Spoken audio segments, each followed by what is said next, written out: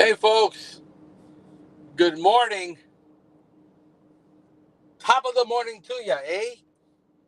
Um, I'm on my way to my first route, which is about 45 minutes from me. And I wanted to talk to you about different pricing models, why we're changing it, and why this is important for you to understand. A lot of you solo operators, and especially those of you that want to grow, okay? This is when you start going from startup, and I'm going to go through startup. I'm going to go through the establishment years, then move on to hiring your first and growing from there, and growing to your second and third, and growing your company, and what we call scaling the business. Let me let this client know that I'm on my way, and she is going to. All right, let's do that, and then I'm going to text her. Get here. Got that. So while you guys are settling in and jumping on board and wanting to know more about which pricing model, and actually um, pricing for profit, um, and profit looks different at different levels. It doesn't look the same. So let's see here. We're gonna do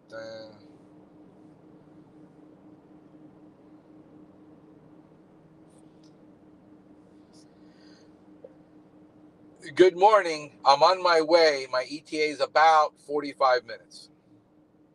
Just confirming someone's home. Thank you.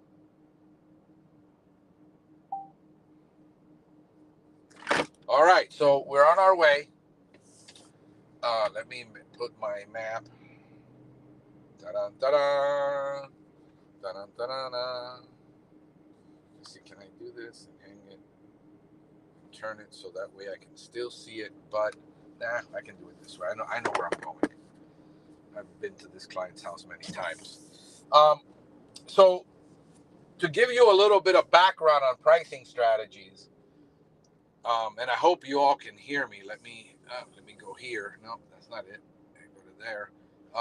If you can hear me fine, let me know. Whoever's online now, that would be awesome.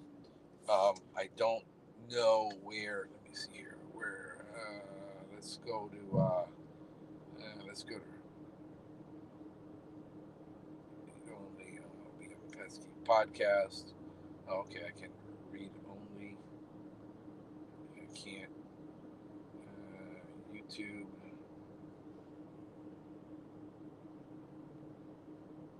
Show it. All right. I guess I'll do overlay.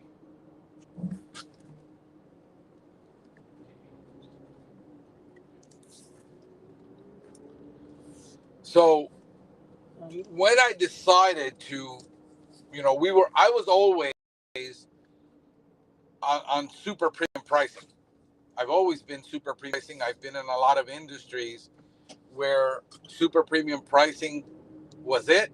And then I've been in other industries like the glass industry that I was in, that the profit margins were like 5%. Okay. And we were making like maybe 5% on these contracts on subcontractor agreements. I've been in wholesale, where traditionally wholesale is about 4 to 5% profit, and I was managing 20% gross profit margins. These are not net, by the way; these are gross profit margins. So I've been in industries where pricing is very sensitive, and a 1% change in the price could make or break your profit. I mean, literally, that's how sensitive a lot of these markets were. So I understand pricing models very well, based on what I've had to do in the past. And when I started, I decided I want to be the most expensive guy around. And the reason is I needed maximum amount of profit. Since I'm a solo operator, at that time when I started, I needed maximum amount of profit so I could have time to do the sales, the marketing, the administrative stuff. If I would have gone the route that most of the people I'm consulting go, that they average price in the market because And the reason I'm telling you, you go average price in the market, those of you who are listening to me, is not because you want to grow and scale, is because you're afraid to hear no. You want to feel good at that 80% close rate because you can't handle the rejection. Me, on the other hand, I've been a salesperson my whole life, and I'm really good at handling rejection. And I don't have a problem with it to do that because I understand my numbers and I understand how much I need and what my break even analysis is. And I've done all of that in my business where I knew, hey, this is how much I need to break even. This is how much I need to have profit. And this is how many hats I'm wearing. And I can, if I spend all of my time doing, then I never spend any of my time selling. And and the administrative and the marketing is another third. And third of the time selling and a third of the time doing, so that I would make enough money to be able to cover all my personal bills and all the business bills. I had to be super premium. The super premium model is great when you're selling a super premium product. Think about if you look into the diffusion of innovation, where early adopters into a type of product, think about this: the first people that bought big screen TVs, the first people that bought cell phones, these were early adopters. They were willing to pay $10,000 for a screen that didn't look any better than what they had, but because it was a large screen, it was new, they were willing to pay for it. When I was doing my services in lawn and ornamental, which is what I specialized in basically $1 million homes, that they couldn't get anybody to make those plants look nice because all that was around were either solo operators or large brands at that time. True Green, Chem Lawn, these large brands that were just giving away yard services to get market share. And they were basically, what we have here in South Florida is an enormous amount of ornamentals, to the tune that those gardens sometimes cost 75 to 100,000, even 150,000. And this was back in the early 90s. When I started, actually in the late 90s, early 2000, I started in 2006. So that's the back history. So you look at diffusion of innovation, I understood that. And I said, my customers will pay because nobody can handle these landscapes. And what I had to show them in my sales pitch and my sales process is why my competition was always failing. And it was always failing because you cannot put a new tech that has less than 6 months, a company that has 50% turnover rate on their employees, where they're selling a minimum viable product in a landscape where one of the plants you installed was $4,000. Literally, I had a customer that paid like $6,000 for a bare topiary in the front of his house. I said, this cannot be done on a quarterly service. This is being here monthly, inspecting, monitoring, IPM, cultural practices, and getting into all of the dynamics of ornamental healthcare that's required to keep these landscapes the way they wanted it, where they would say, I want my landscape to look like Disney. That required a super premium price. And that's how I sold it, because I was able to show them where every company was going to fail them and why they needed me and why I could prove that I could do it. And since I didn't have contracts, I had to prove it. And when I proved it, word got around, people saw me, and I focused on one development with rich Venezuelans that had come in the early 2000s, buying up properties like crazy, starting up businesses because they had cash to burn and they had to invest in order to get their visas. So, when you look at the diffusion of innovation, I should have gotten my pull over real quick because I need my start hydrating because I got a long day today, which is here, and I'm gonna hydrate because I need the hydration while I talk to you. Put up my blinkers and let me get my water bottle, my gallon, and my Stanley cup, and put that there, put that there. So I understood that. I understood that model. I understood that also that I needed high profit because I needed to be able to live, pay the mortgage. I couldn't risk being 2 years into this, making $50,000 a year in revenue, and I couldn't afford that risk. I had zero money to invest, but I could door knock, I could prospect, I would talk to every landscaper, and they saw my gardens, and these guys would just refer me, not even wanting a commission because they saw those gardens, how bad they were. They didn't know how to do it, and they referred me to all of their clients, and I was in one development where I had over 100 clients, and I was easily able to build back then to 150,000 a year very quickly,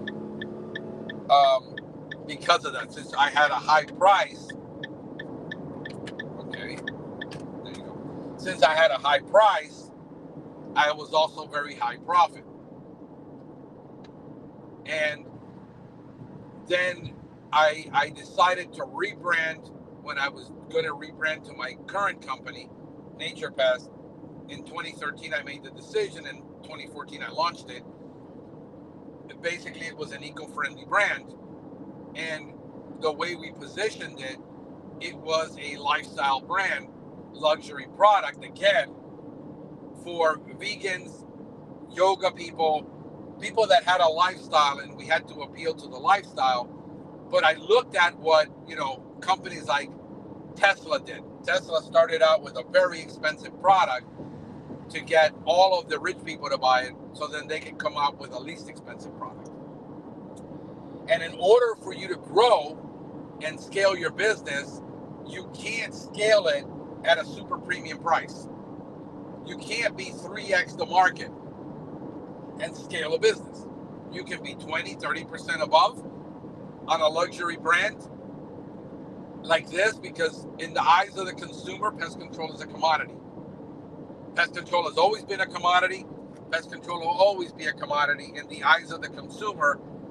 However, it is purchased by people that have discretionary money. And we could sit here all day and go to all the conferences and listen to the big brands say, we got to raise our prices and we got to do this, and it's a race to the bottom. And everybody's been complaining about the same thing for 2 decades that I've been listening to it. And the reality is, the way you get big and the way you blow up is by being 10 to 20% below market, because the people that buy pest control are comparing prices and they don't understand internal costs. They don't understand what it is that we do. They understand that there's high turnover, that the technician being sent to their house most of the time is a young person that doesn't know anything about life, and these are rich people that understand about money, and they don't easily part with it. That's the reason why the only way you can scale a business is with a low price model, at least for one of your products. You don't want to have all of your products be the low price, but once you get in with either a free WDI, WDO inspection, or a low price initial service, initial prices are the barrier to entry. So this is why you will see people with a $39, $49 initial, because it allows to reduce that barrier to entry. Yes, you will have a higher cancellation rate. When I was a solo operator, my cancellation rate on real without growing was about 3 to 6% a year without growth, without adding any new customers. But since I was always adding customers, I was never at a loss. I was always at a gain. Because the way you calculate cancellation rate, let's say if you got 100 new clients this year, right, or 101 new clients, and you only lose a certain percentage, you minus that from the other, and that's how you get the cancellation rate. So a company can say they got a cancellation rate of 6%, right? But the moment they stop that marketing, that's a monster you have to feed. You can never stop the marketing. You got to do more and more and more, because the moment you do that, then you'll realize you have 30% real cancellation rates. And so you've got to get 32 customers this month, because you're going to lose 30. You got to be a net 2 above. And that is just a game. So when I had no cancellation and I was super premium with high profit, now in my growth environment, I was 3x the market. While people were charging $140, $125 on average for initial, I was charging $259 to $359 for the same initial. But we could prove that we had the most comprehensive initial on the market, and now we proved that we have the most comprehensive initial on the market with the most comprehensive inspection on the market.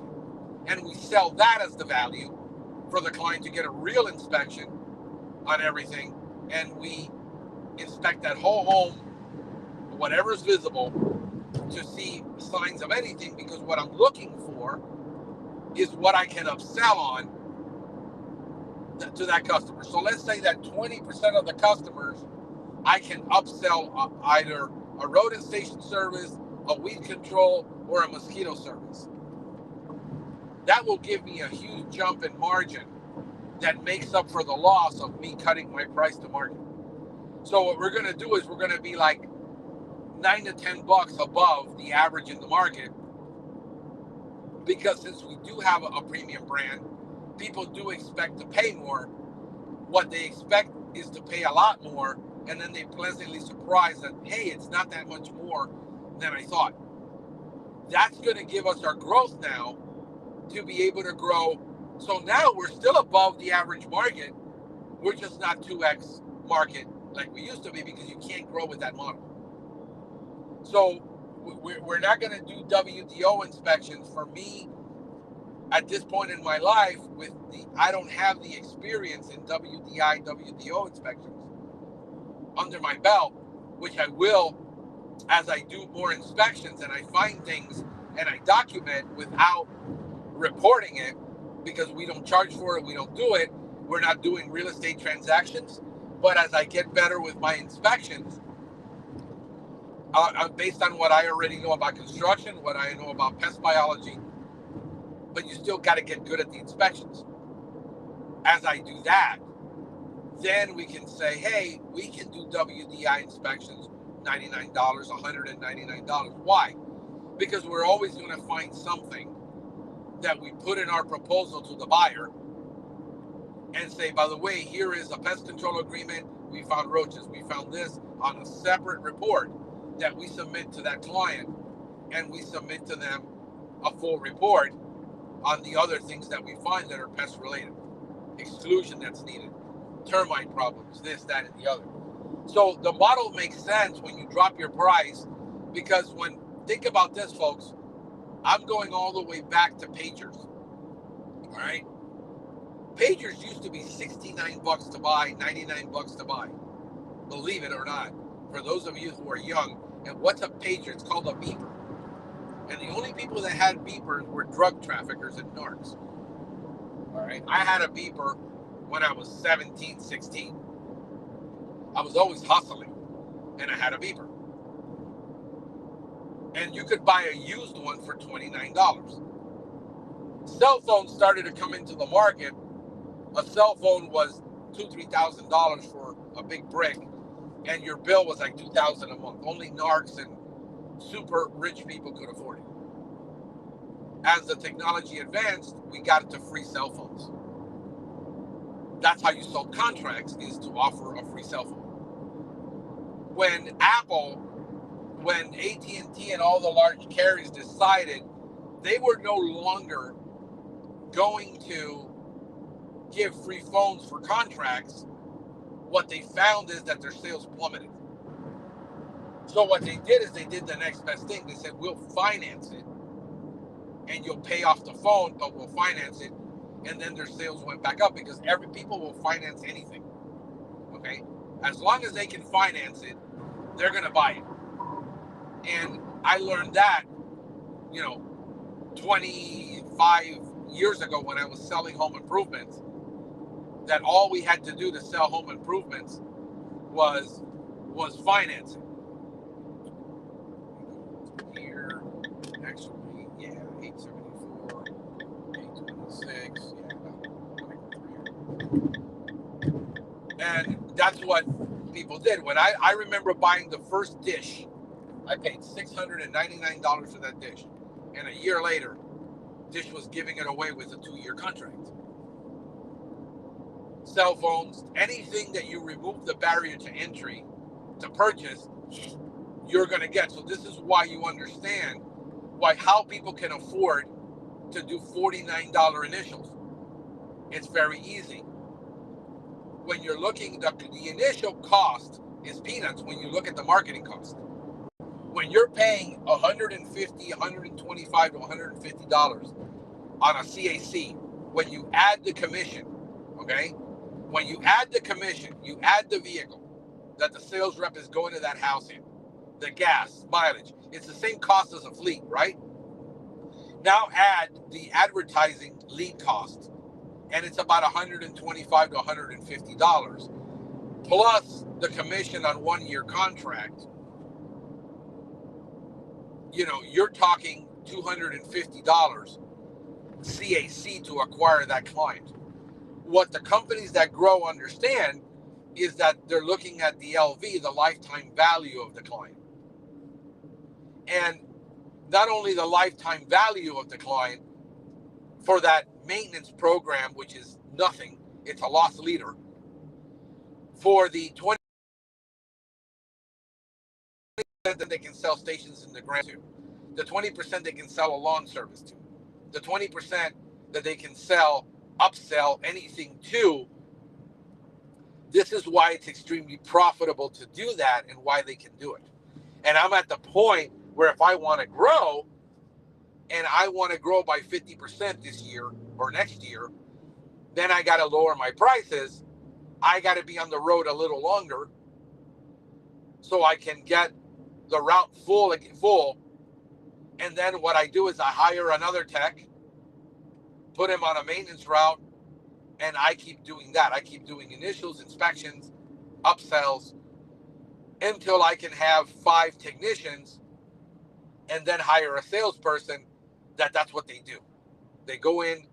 It's a lot of people use a technician of first impressions. They're the guy who is the most likable. He can sell ice to an Eskimo and they'll be happy. You see, so that's kind of where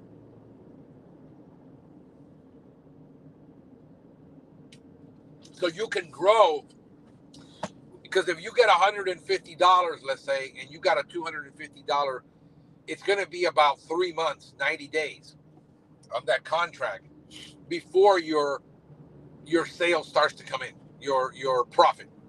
So let's say you're on a 90-day profitability program where you understand your cost of advertising, cost of lead, cost of conversion.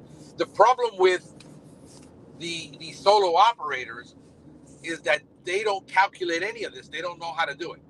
They don't know how to do break-even analysis. They don't know how to do calculating. They're saying, well, I pay $13 for a lead. Okay, out of those, how many do you close? Oh, I close 80% of them because I go visit every single one of them. Listen to me. I go visit every single one of them, and my price is the average in the market. Of course you're going to sell 80%. But look at the cost of that conversion. You had to be on the road. You had to be in that home selling. And how much is your hour worth? And if it takes an hour to do the average, to get to that house, do the inspection, give the evaluation, write up the quote, and close it right there. Because if you don't close it there, you lost $150 to $200. And of course, you're going to have 80% conversion rates. Now, I have inbound marketing, and I know my cost on that.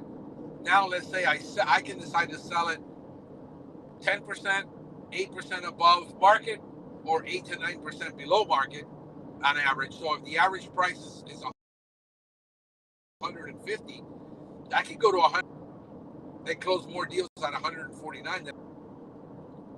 Because when people are comparing, they called already two companies. We're giving more value because of our brand and our brand value. That's already calculated. They're saying, wow, why would I go for a traditional chemical spray service when I can have a holistic pest control service for the same price or less, or about the same price? So now I'll be on the road more. Like yesterday, I went out on the road and I sold an initial on a home, and I still sold it for $459 because she's already had a large brand there, and the large brand wasn't controlling it at all. When I explained to her why they were never going to be able to do it and what the problem was, she realized why she needed to go with me. So if I'm going to be on the road, I can close more business. You know, what you're looking at price model, the business you're losing is the fact that you're not calculating the what is the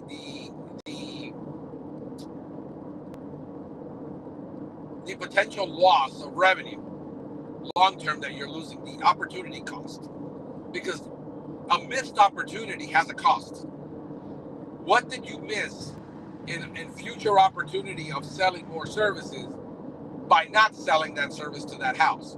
What I say is, if you do the inspection, you realize the customer is a low risk, they have a minor problem, and you're there, why not say, look, my regular price is $459. If you make a decision today, because I'm here right now, and you can see I did a thorough inspection and I justified the value, I can save you $100 or $200 today. If you go with me today, you'll save me the cost of coming back. And you sign up, I can do the initial right now.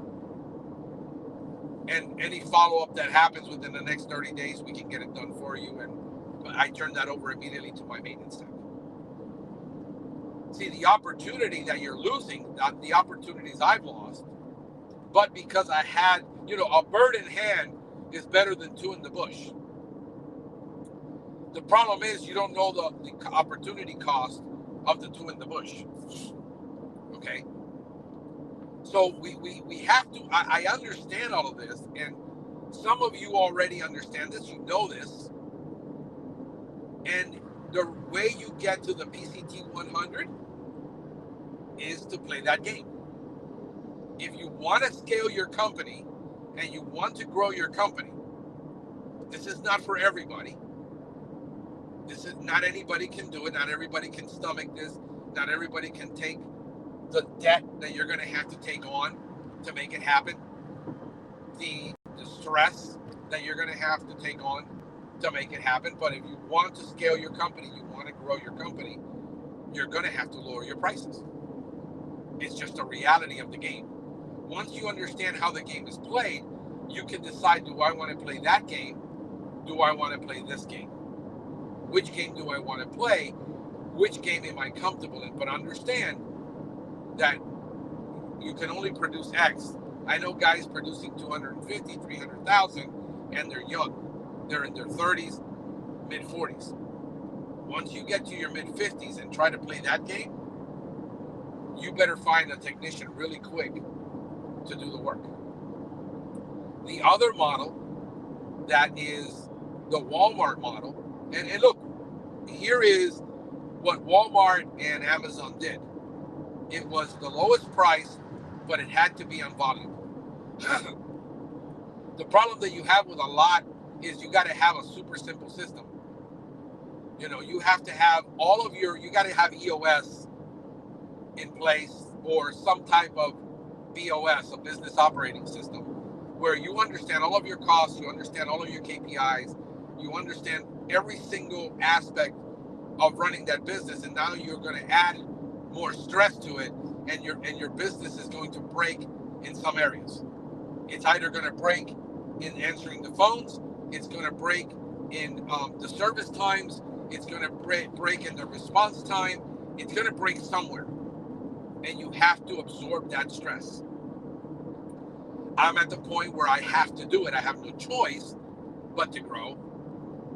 I would have wanted, in an ideal world, I would have liked to grow at 20% a year over 20 years.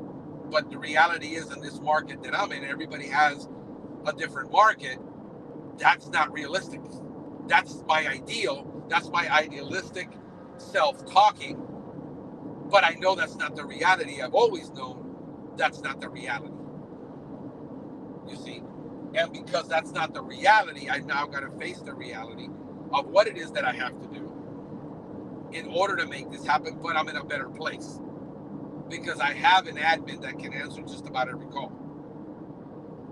She can quote over the phone and close those deals right over the phone. And when I do the initial inspection, I can always decide to turn that business down and say, look, this house is in shambles. We're never going to be able to solve this problem. You got rodent feces everywhere. There's a million holes. I'm going to quote you the price that it takes to do it right, to get all this sealed. By the time we're done, you're going to spend $3,000 with me. Are you willing to do it? No, you're not willing to do it. Thank you very much. I'm on my way.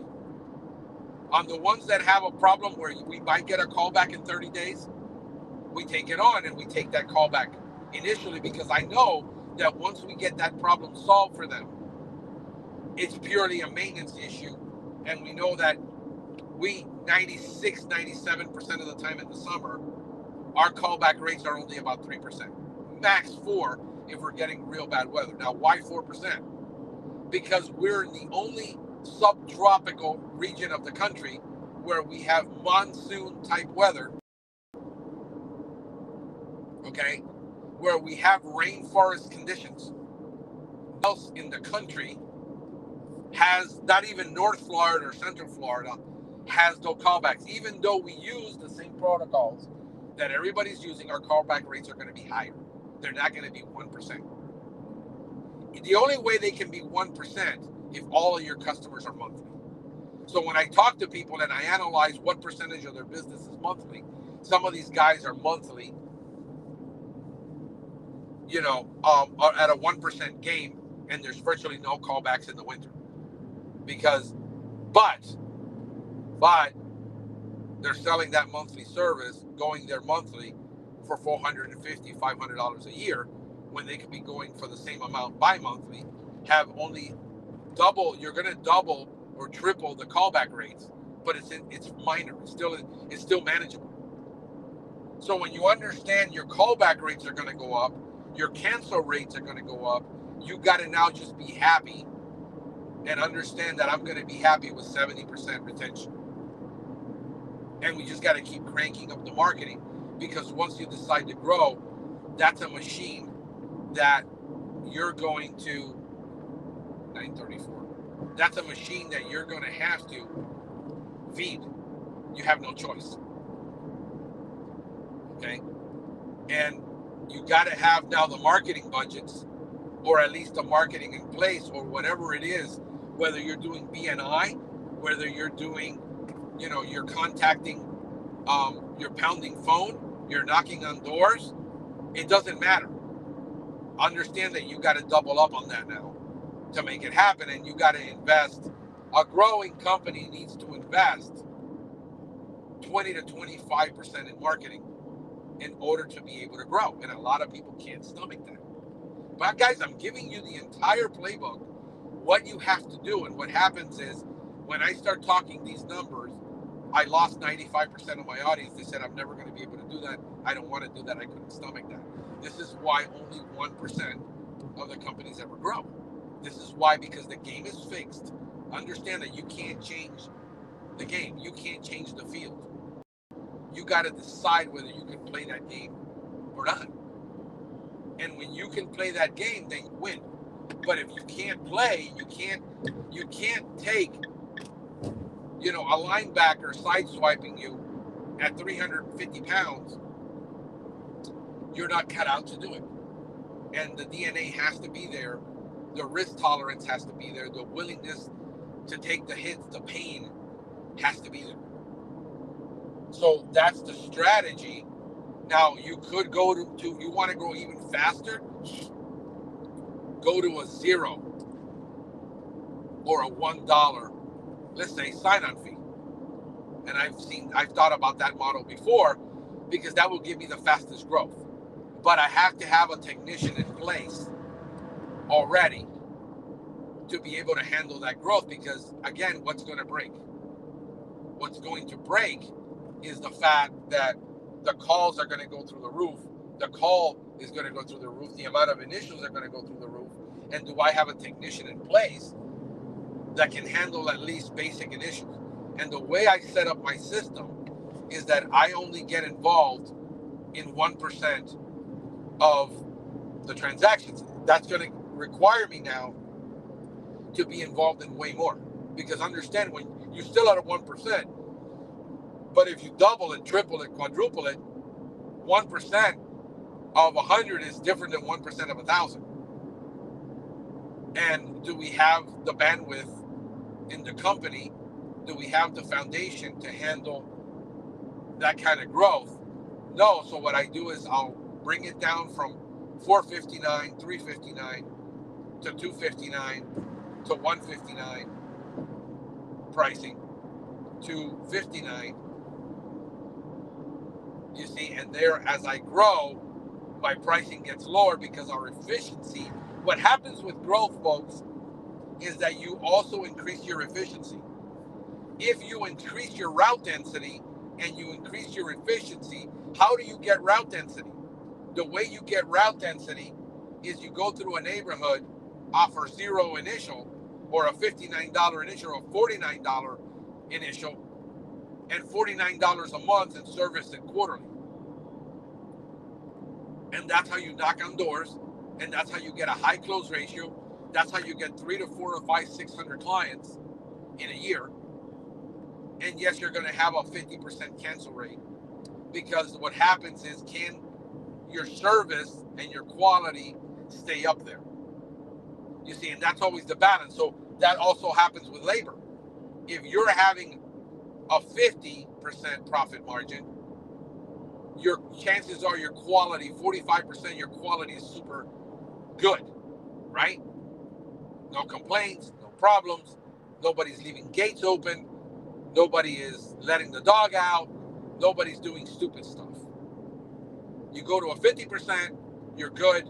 You go to 55%, you start seeing some problems, because you're now having to hire a lower skilled worker at less per hour than you would when you were hiring a super premium tech at $35 an hour.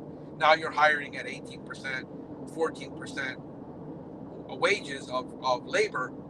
Now you go to a 60% because you need that 20-25% available to you to market more, to grow more. So you got to take it away from somewhere, because you can't take it from the fixed cost. Should have gotten off there. Let me get off here. You can't take it from the fixed cost of fleet, because those costs are fixed. Gas is almost a fixed cost. It just goes up, but it's pretty much a fixed cost. Let me just put this next to me. I need another holder for 2 phones. I'm going to do that. I'm going to get another holder for this, so I can have 2 and look at it and not have to take my eyes off the road. So that's the game. It's got to come from somewhere. It's going to come from labor.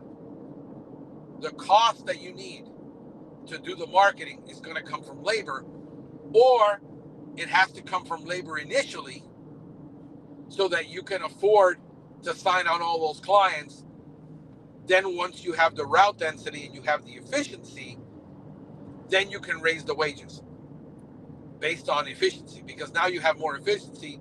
That technician can crank out 20 exterior only services sweeping webs and treating perimeters. And if you do a good job in Florida with just that, your callback rates are 3 to 4% on a bi-monthly service. I don't want to do quarterly because now my callback rates go into the 12% when you do quarterly. And nobody can do, let me see, do I want to be at Okeechobee? Yeah, I want to be at Okeechobee. I don't want to be at South River Drive. So that's kind of where you're at with pricing, folks, is that you play with the pricing in order to control the amount of closing rates that you have. The reason all these big companies have high closing rates, they say of 50% or above, is because they're going into the home, they're giving a high pressure, good close sales pitch, and the technician, the salesperson can drop the price. So if you go to like $150 and you're the average and the person has already bought pest control, because what you got to understand about homeowners is they've already bought pest control before. They're just not happy with the company they're with. Why is your company going to be better? Then you got to live up to that, and you got to deliver that quality of the brand promise and the promise you made to that client, or you will lose the client. What a lot of people are going to use you for is they're going to use you for a comp to go back to the other company, or they're going to use you to solve a problem. And this is why you do, if you're going to do this, you do it in high price money areas where those people are really serious. They're not going to be jumping. It's not worth their time to jump around. If you sell it at a low price in a market where it's in the bottom 20% or the bottom 50% of money, you know your cancellations rate is going to be through the roof. Because these people are not serious. They want the problem solved. The moment the problem is solved, they're going to cancel. So what you do is you keep doing, you go after the money. Always follow the money, follow the money, follow the money, follow the money. Where's the money at? Where's the money in your area? Because rich people like to finance stuff. There's a verse in the Bible that says, he who lends to the rich will lead to poverty. So what you got to do is figure out how you don't finance it, but you have to be ultra competitive. And they say, well, company A is this price, company B is this price, company C is at this price. And what the solo operator will do is say, well, you're buying quality and you're buying my experience. To most clients, that has no value. The only thing that has value is I hired you to keep my house free from pests. That's what I'm expecting from you. And I could care less how much experience you have. At the end of the day, people think, and understand how people think and why pest control is a commodity is because people think that the reason we do pest control is because we couldn't do anything else in life. The reason that technician is in the home is because he's making $36,000 a year. Understand that that's where the industry is as a whole, and we keep talking and talking and talking and talking about how we're going to change the industry, how the industry needs to change. I got news for you folks. As long as they're the PCT 100s, as long as VC venture capitalists are willing to risk that money because they understand the end game, money that you have no idea, you've never come across, and you see the results of these companies growing and growing, even though you're saying their quality sucks, I work for them, their training sucks. Guess what? Wall Street doesn't care about your experience. Wall Street doesn't care about how they treat their employees. Stockholders don't care. The only thing stockholders understand is return on investment. And as long as they're getting the return on investment that they expect, that company will continue to do what that company does. I've worked for multi-billion-dollar companies, not in pest control, and it's the same story as always. There's nothing new under the sun. They're going to continue to grow, and they're going to continue to do what they do because the strategy works. It didn't work for you as a solo operator. But understand, you can't argue with the fact that they keep growing, they keep buying more companies. And the companies that want to have an exit strategy, retire, if you want to retire with $3, $4, $5 million retirement, 6 million, 10 million, 6 million, whatever you want that to be, understand that you're going to have to go to that, or you will continue to be a $250,000, $250,000, $300,000 company into you. And then when you go to sell it, what you think you're going to get, because that it's $1. I've heard of 2.x valuation. Yeah, when you have millions of dollars in revenue, and you have brand, and you have route density, and you're going to have high retention, and you have, you can show EBITDA, whatever, and you can show it, and you look at all of these factors, and you have none of that because you have no contracts. You have 300. You're going to get paid 28.50 cents on the dollar for your company. This is what I want you to wake up to. I could care less that you don't agree with me, disagree, that you're like, I'm not going to do that. That's not me. And okay, fine. Understand, you better buy a bunch of rental property and be a landlord, or invest. Don't do what a friend of mine did. He decided he's going to sell his company. He got tired. He got addicted to online trading and day trading, and he ended up losing his business. He lost his home. He lost his family. He lost everything because he thought, he got tired of doing this, and he didn't already doing $800,000 a year. And now he was asking me for a job. And the last thing I want is someone who's desperate working for me, because desperate people do desperate things. And he's already got a history of doing things like that. And he's going to want quick money and quick things because he came from a company that's how they did it. So understand, folks, that those are the game. Those are the rules. Those are you got to do if you're going to grow and be a company that's worth buying and worth selling.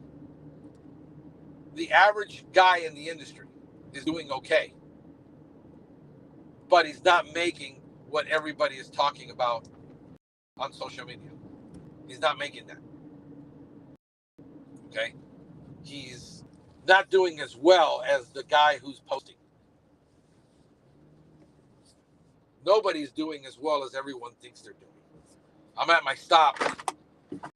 Got to take care of this customer and get on my route for the day because it's going to be a busy, long day. Hey, this is Frank, the Service Geek, wishing you a spectacular day.